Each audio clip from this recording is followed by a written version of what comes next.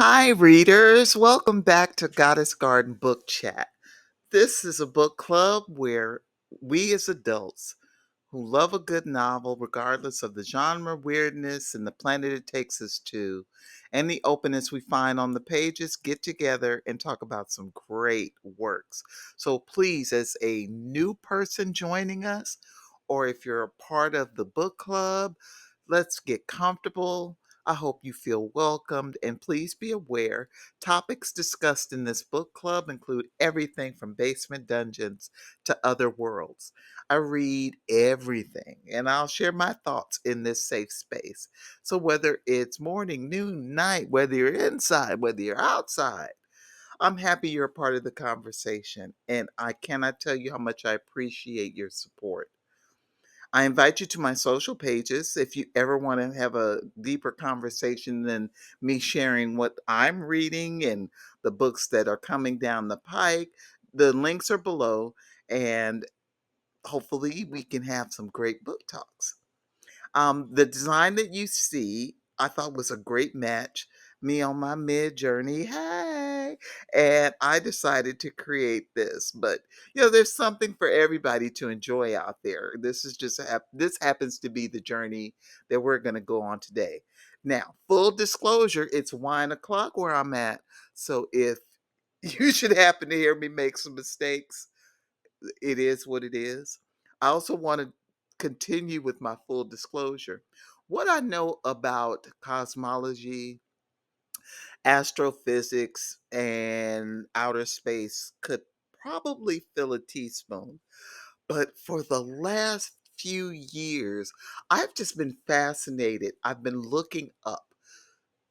Looking around is kind of abysmal. So I've just been looking up, finding out more about what's going on in space, the exploration, the challenges, and all the wonderful things that are going on up there. So that led me through watching a favorite YouTube show to this particular read, and it's called How the Universe Got Its Spots. It's by Janna Levin, and it's narrated by Christine Williams.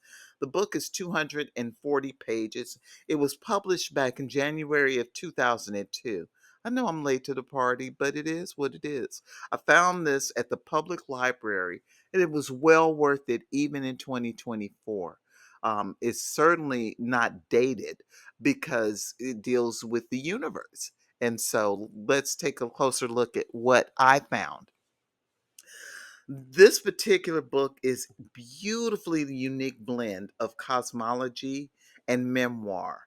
The first thing that struck me when I started on this book journey was I wasn't just getting a science lecture from someone who was clearly smarter than me and who had studied this to a degree that they were actively pursuing and living their life within these unique parameters of space and understanding what's out there. The added memoir and the merging of the universe with the personal reflections, and this is a theoretical physicist, by the way. It explores complex scientific concepts while stimulating, while simultaneously, I told you I was going to do that, while simultaneously giving readers insight into her inner world and her experiences and her personal struggles was fascinating. This is a dual focus because of the introspective journey, and it humanized the process of scientific inquiry. And what I mean by that in layman's terms is I didn't feel like, even though I didn't really know what she was talking about, that she wasn't not talking to me, if that makes sense. This was a journey I could get behind, even though a lot of what she said, if you were to quiz me on it, I get hard F. But if you're a cosmologist or you're in her field, you read this book years ago, you know it's a great read. So you're not going to hold me for being here and peeking behind the curtain. The primary theme revolves around the one question that everybody should ask themselves. Is the universe infinite or is it finite? It's a very good question. There's a lot of enthusiasm that she brings to this, and she uses her expertise in cosmology. And she explained, at least to me anyway, the curvature of space, the black holes, and the possibility of a finite universe with a repeating pattern. And book club, I want you to know how hard I had to really pay attention to take notes to be able to say that to you. This ain't no easy win. I'm keeping it a buck. A lot of times I had to play stuff over again because I didn't know. But at the same time, there's a narrative that she weaves about her personal journey and personal letters, and a diary like entries are included in here where she discusses her own life and her relationships and her emotions, creating a deeply intimate portrait of science grappling with that she's grappling as a scientist with her place in both the cosmos and in everyday life. And I never ever thought of a scientist. This is gonna sound awful, but I'm in a safe space. I didn't think of scientists as being like regular people. I figured at that level of intellect and learning and literally looking to the stars, we are mere peons around other scientists. I don't even give them that doctor complex where, doctors have that little complex where they look down on you. I thought scientists actually literally were a step up. Once you mastered that kind of mathematical calculation and science and space exploration, we are mere mortals to you. This was my thinking. Don't shade me.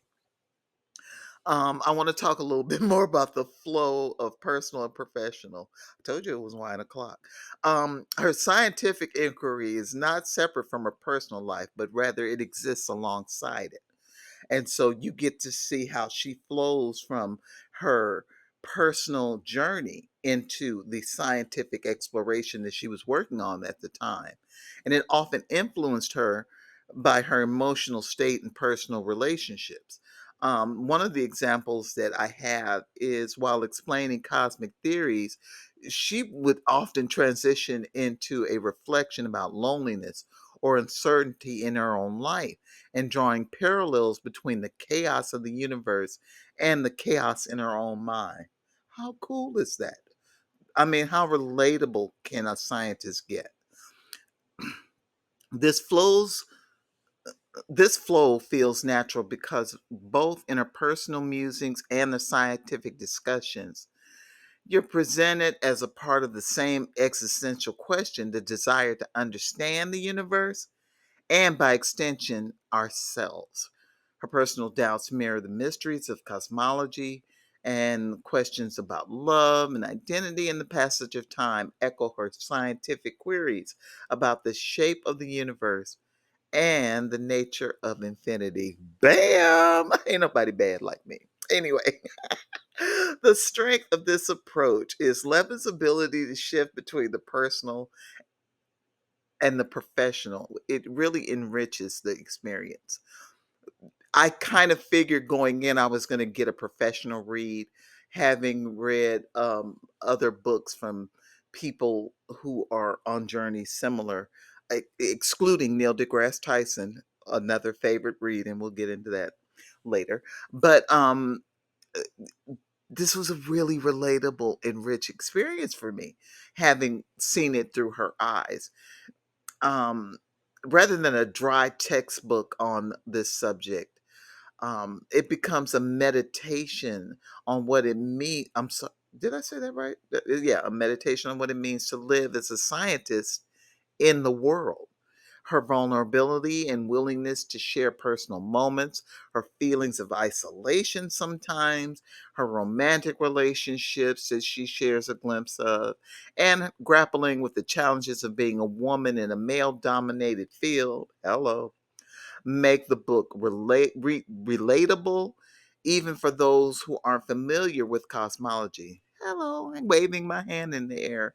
The personal professional blend also serves as a metaphor for how scientific curiosity is deeply human.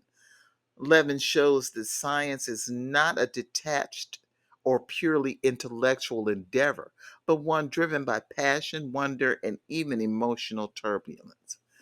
The stakes of understanding the universe feels a lot higher because she shares her own emotional investment. And it really does resonate in this story. I couldn't find areas of improvement because, again, when you're dealing in people's personal journeys and how they tend to share those journeys with you, even though she had a narrator, this was her journey. So there will not be a rating. Um, I was really enriched by this experience. I hope to find other people of high intellect out there creating relatable and retellable stories because that's what we're here for. This is a thought provoking and emotionally resonant work. Levin successfully bridges the gap between science and personal experience, making the complexities of cosmology accessible to readers while also providing them with a deeply human story. At least that's what it did for me. It was really deeply human. And I found myself going through the chapters feeling like this is somebody I would have coffee with. This is a neighbor. This is somebody who I can relate to. And the commingling of our personal and professional narratives enriched the book, offering insight into not just the universe, but the inner life of the scientist. It's a reminder that the pursuit of knowledge is deeply intertwined with the pursuit of meaning in our own lives. And that left a really good impression on my heart that this is not just science for the sake of exploration, but the personal journey and the toll it takes on someone. So I hope that this will be something that you want to delve into. I hope I've shared about her personal journey in a reflective and positive way that it came to me. It was a pleasure reading this book, and I'm really glad I had a chance to enjoy it. And as a side note, shout out to Star Talk for having this particular person on because that's how this book even came into my purview. I saw her speaking on the show, and I thought, I want to read this. So let's leave with a focus on what books are out there and return with a great read like this one. This was a great read. So we're going to close this chapter with a bookmark. And until we meet again, book club, it's been a pleasure. Talk to you soon.